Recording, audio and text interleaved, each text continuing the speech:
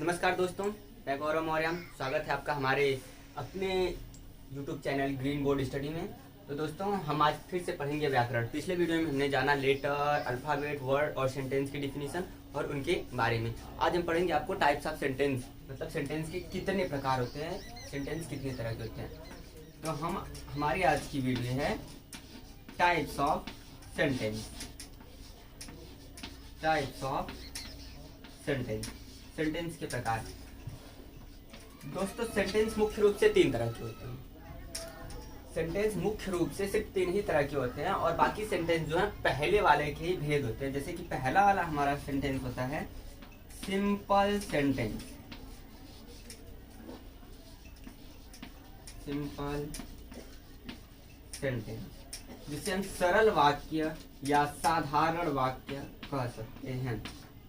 साधारण वाक्य। दूसरा टाइप होता है या दूसरा प्रकार होता है कॉम्प्लेक्स सेंटेंस, जिसे हम कहते हैं मिश्रित वाक्य। मिश्रित वाक्य। और हमारा तीसरा प्रकार होता है टाइप ऑफ सेंटेंस का सिंपल सेंटेंस साधारण वाक्य, कॉम्प्लेक्स सेंटेंस मिश्रित वाक्य, और तीसरा होता है compound sentence. Compound sentence. I hope दोस्तों अच्छे से दिखाई दे रहा होगा और आप लोगों को समझ में भी आया होगा। तीसरा तरह हमारा होता है संयुक्त वाक्य। कंपाउंड सेंटेंस, संयुक्त वाक्य।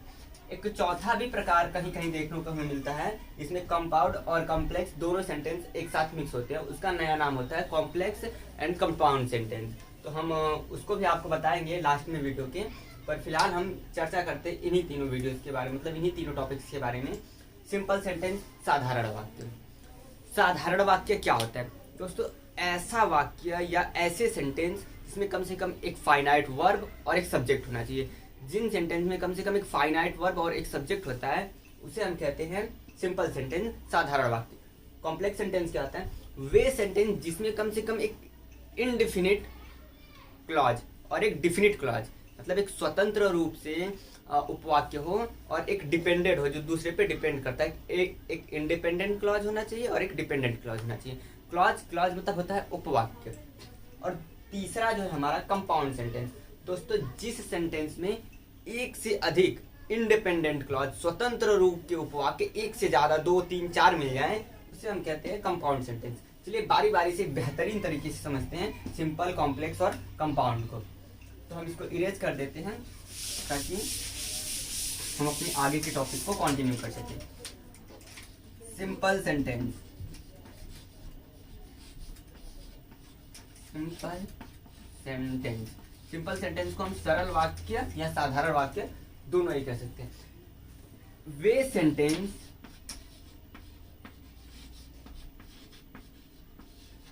जिनमें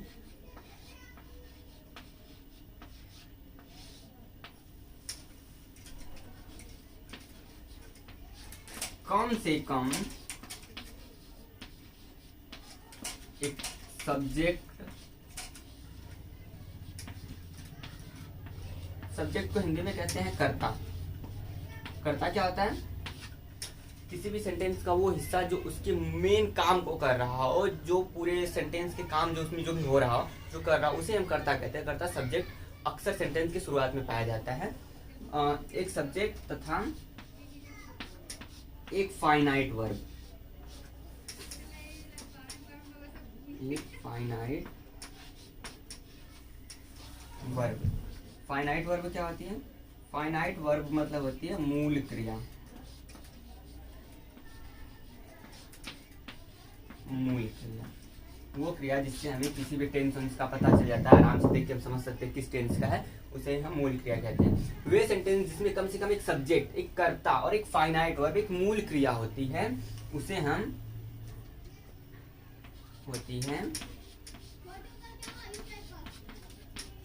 उसे हम क्या कहते हैं? उसे हम सिंपल सेंटेंस कहते हैं। उसे हम सिंपल सेंटेंस कहते हैं। चलिए एग्जांपल लेके हम आपको बताते हैं क्या होता है सिंपल सेंटेंस। इसे हम सिंपल सेंटेंस कहते हैं बाय एग्जांपल, एज में, जैसे में। मान लीजिए हमने बोला आपसे आई वाज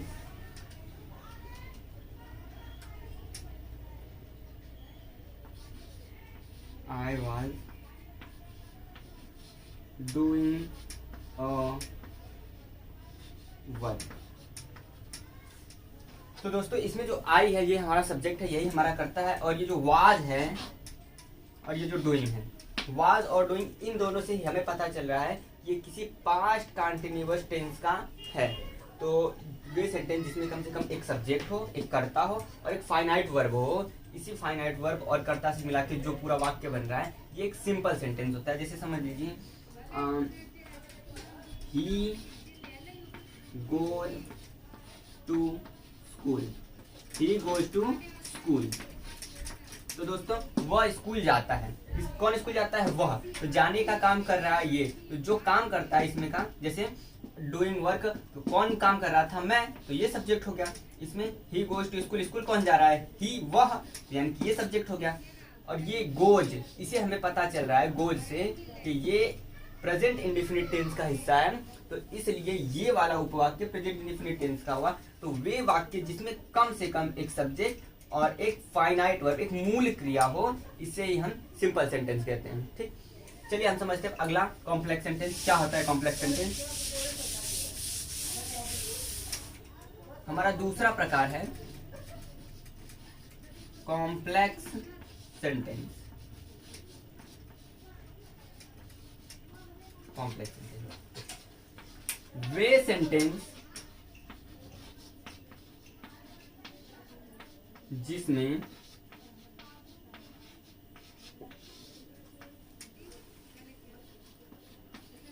एक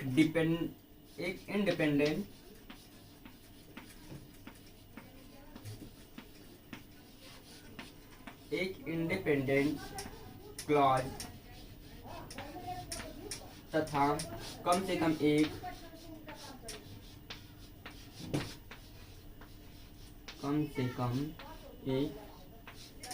डिपेंडेंट क्लॉज हो।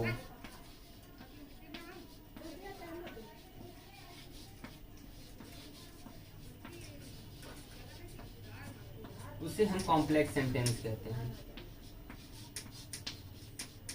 उसे हम कॉम्प्लेक्स सेंटेंस कहते हैं।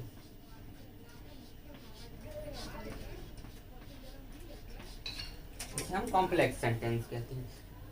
देखिए दोस्तों, कॉम्प्लेक्स सेंटेंस वे सेंटेंस जिसमें एक डिपेंडेंट मतलब इंडिपेंडेंट क्लॉज, जो पूरी तरह से स्वतंत्र हो, जो किसी पे डिपेंड ना करता हो। क्लॉज मतलब होता है उपवाक्य, जब किसी सेंटेंस में एक से ज्यादा बातें कही जाए, मतलब 2 बातें, 3 बातें, 4 बातें, मतलब एक ही सेंटेंस में एक से ज्यादा काम हो रहे हों, तो उसमें कम से कम एक इंडिपेंडेंट क्लॉज, डिपेंडेंट क्लॉज होता है। तो इंडिपेंडेंट क्लॉज का अपना अलग सब्जेक्ट, अपनी अलग वर्ब होती है। डिपेंडेंट क्लॉज का भी अपना अलग ही सब्जेक्ट, अलग ही वर्ब हो सकता है, या कभी कभी दोनों के सब्जेक्ट सेम भी हो सकते हैं। तो जो इंडिपेंडेंट क्लॉज होता है उसे किसी दूसरे वाक्य की या किसी भी वाक्य की जरूरत नहीं होती, उसका अर्थ अपने आप में ही पूरा हो जाता है। और जो डिपेंडेंट क्लॉज होता है इसे इंडिपेंडेंट की जरूरत पड़ती है, इसके अर्थ से डिपेंडेंट का अर्थ पूरा होता है। जैसे चलिए हम एग्जांपल से आपको समझाते हैं। आई से दैट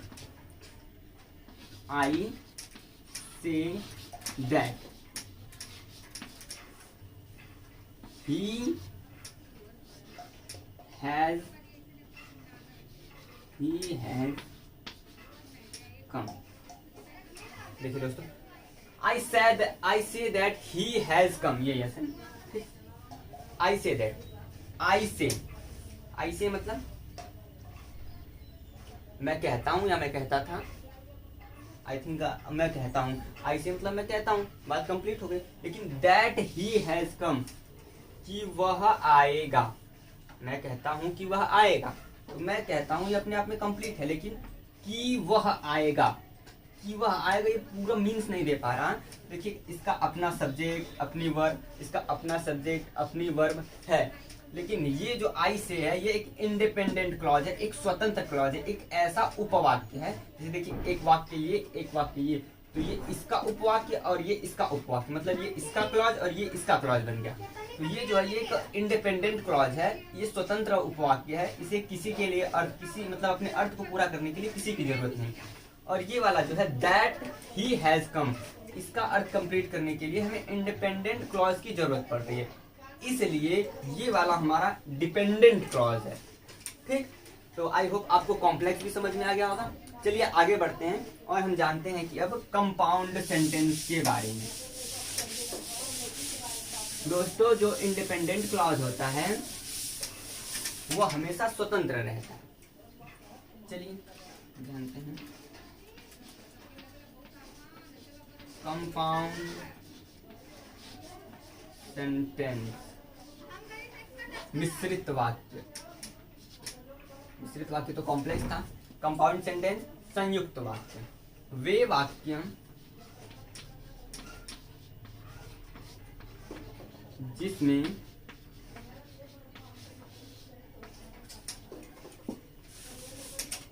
वे वाक्य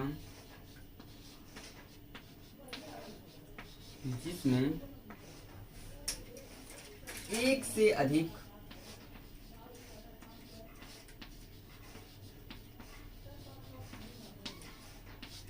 वे वाक्य जिसमें एक से अधिक इंडिपेंडेंट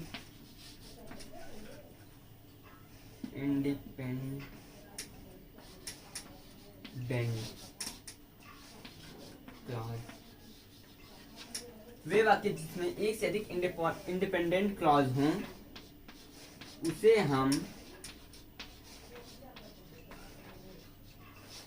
हम कंपाउंड सेंटेंस कहते हैं। उसे हम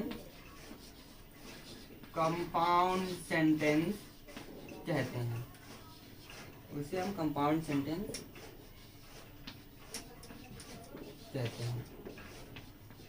चलिए देखते हैं, उसे हम कंपाउंड सेंटेंस कहते हैं ऐसे वाक्य जिसमें एक से अधिक इंडिपेंडेंट क्लॉज, 2 या 3 या 4 ऐसे इंडिपेंडेंट क्लॉज जिसका अपने आप में अर्थ पूरा हो जाए, तो उस तरह के वाक्यों को हम कंपाउंड सेंटेंस कहते हैं। चलिए हम एग्जांपल लेके आपको समझाते हैं। जैसे कि मान लीजिए ही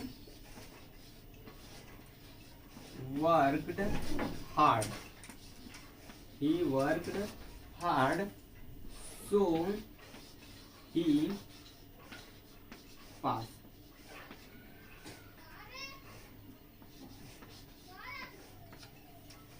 he worked hard so he passed, उसने कठिन परिश्रम किया इसलिए वो पास हो गया। तो ये सो जो है ये जोड़ने का काम कर रहा है, दो इंडिपेंडेंट क्लॉज को आपस में जोड़ने का काम कर रहा है। पहला है हमारा ही वर्कड हार्ड, उसने कठिन परिश्रम किया। दूसरा है ही पास्ड, वह पास हो गया। उसने क्या किया, कठिन परिश्रम, अर्थ कंप्लीट, वह पास हो गया, ये भी अर्थ कंप्लीट। तो ऐसे सेंटेंस जिसमें एक से अधिक इंडिपेंडेंट क्लॉज हों, एक से अधिक स्वतंत्र उपवाक्य पाए जाएं, उसे हम कंपाउंड सेंटेंस कहते हैं। चलिए हम एक और एग्जांपल लेके आपको बताते हैं। He is poor, he is poor but he is honest।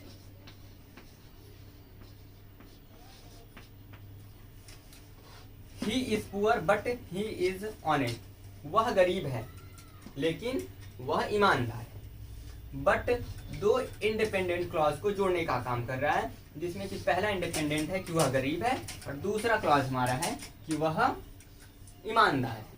तो इस पूरे क्लॉज को और इस पूरे क्लॉज को अर्थ कंप्लीट करने के लिए किसी दूसरे की जरूरत नहीं पड़ रही है, इसलिए ये भी एक इंडिपेंडेंट क्लॉज है और ये भी एक इंडिपेंडेंट क्लॉज है। और ये पूरा वाक्य जो है ये कंपाउंड सेंटेंस है, एक मिश्रित वाक्य है। और हमारे कंपाउंड सेंटेंस में 1 2 3 4 कई इंडिपेंडेंट क्लॉज हो सकते हैं। तो आई होप दोस्तों आपको बहुत अच्छे से समझ में आ गया होगा क्या होता है सिंपल सेंटेंस, क्या होता है कॉम्प्लेक्स सेंटेंस और क्या होता है कंपाउंड सेंटेंस। अब जो हमारा सिंपल सेंटेंस है वो मुख्यतः 5 तरह का होता है: assertive sentence, interrogative sentence, optative sentence, exclamatory sentence और ऑप्टेटिव एक्सक्लामेटरी। चलिए अभी हम आपको विस्तृत बहुत अच्छे ढंग से बता रहे हैं सिंपल सेंटेंस के बारे में, उसके पांचों टाइप्स के बारे में। तो दोस्तों आज के लिए बस इतना ही, और अब सिंपल सेंटेंस के बाकी 5 पार्ट के बारे में हम नेक्स्ट चर्चा करेंगे, ठीक है, नेक्स्ट क्लास में। तो अगर आपको कुछ ना समझ में आया हो तो कमेंट बॉक्स में कमेंट कर दीजिएगा, हम अलग से वीडियो बना के और भी विस्तृत समझाने की कोशिश करेंगे। तो आई होप दोस्तों आपको समझ में आया होगा। वीडियो को पूरा देखने के लिए बहुत बहुत धन्यवाद, और अगर वीडियो पसंद आई हो तो प्लीज़ लाइक करें, कमेंट करें, धन्यवाद, और जितना हो सके ज़्यादा से ज़्यादा शेयर करें।